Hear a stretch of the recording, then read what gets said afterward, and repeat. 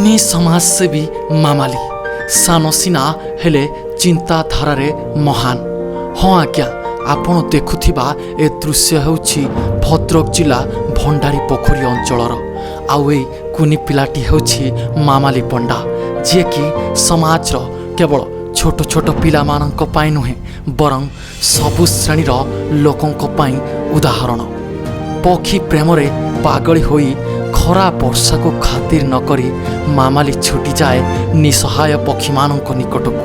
ଆଉ କେତେବେଳେ ପାଣି ଭରୁଥାଏ ତ କେତେବେଳେ ଖାଦ୍ୟକୁ ଶିକା କରି ଝୁଲଉଥାଏ। ସେମାନଙ୍କ ମନ କଥା ସେ ବେଶ ବୁଝିପାରେ। ଦେଖୁନାହାନ୍ତି ସେ ତୁନି ତୁନି କ'ଣ ସବୁ କହୁଛି। ବାଜ ପକ୍ଷୀ ମାନେ ଯେଉଁ ବାରମାସୀ ଚଢ଼େଇଙ୍କୁ ସବୁ ଖାଇ ଦେଉଛନ୍ତି, ସେଥିଲାଗି ମୁଁ ବସା ତିଆରି କରିଛି। ଆଉ ହେଲା ସେଠି ବି ସୁରକ୍ଷିତ ରହିପାରିବେ ବାରମାସ ଚଢ଼େଇ ମାନେ, ତାଙ୍କ ଛୁଆଙ୍କୁ ଯେଉଁ ସବୁ ଖାଇଯାଉଛନ୍ତି ସେମାନେ ବି ସୁରକ୍ଷିତ ରହିପାରିବେ, ବାରମାସ ଚଢ଼େଇ ବି ସୁରକ୍ଷିତ ରହିପାରିବେ। ମାମାଲି ଯେ କେବଳ ପକ୍ଷୀମାନଙ୍କୁ ଖାଇବାକୁ ଦେଉଛି ତାହା ନୁହେଁ, ସେମାନଙ୍କ ପାଇଁ ବସା ମଧ୍ୟ ତିଆରି କରୁଛି। ପାଠ ପଢ଼ାରୁ ଟିକିଏ ଫୁର୍ସତ ପାଇଲେ ସେ ଦୌଡ଼ିଯାଏ ଗଛ ଉପରକୁ ଆଉ ଦେଖିନିଏ ଦେଇଥିବା ଖାଦ୍ୟ ସବୁ ପକ୍ଷୀମାନେ ଖାଇ ଦେଇଛନ୍ତି ତ, କାରଣ ତାକୁ ପୁଣି ଥରେ ଖାଦ୍ୟ ଆଉ ପାଣି ଭରିବାକୁ ପଡ଼ିବ। ମାମାଲି ଯେ କେବଳ ପକ୍ଷୀମାନଙ୍କ ସେବା କରେ ତାହା ନୁହେଁ, ବରଂ ଆଖି ଆଗରେ ସମାଜର କୌଣସି ମଣିଷର ଦୁଃଖ ସମୟରେ ମଧ୍ୟ ଛିଡ଼ା ହୋଇଯାଏ ଆଉ ତୁନି ତୁନି କଥା କହି ଦୁଃଖୀଟିର ଦୁଃଖକୁ ସାମାନ୍ୟ ହାଲକା କରିଦିଏ।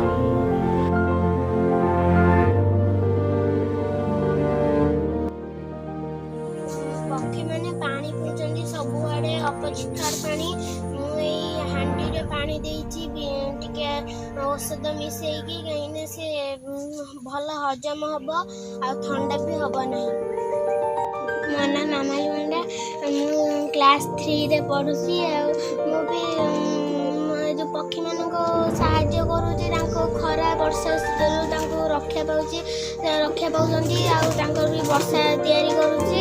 ଆଉ ଅସହାୟ ଲୋକଙ୍କୁ ବି ସାହାଯ୍ୟ କରୁଛି, ସମାଜସେବା ବି ତା ସହିତ କରୁଛି। ଆଉ ପାଠପଢ଼ା ସାରିକି ବି ସମାଜସେବା ଆଉ ପକ୍ଷୀମାନଙ୍କ ପାଇଁ ସାହାଯ୍ୟ କରୁଛି। ଆଉ ମୋତେ ବି କାମ କରିକି ବହୁତ ଖୁସି ଲାଗୁଛି।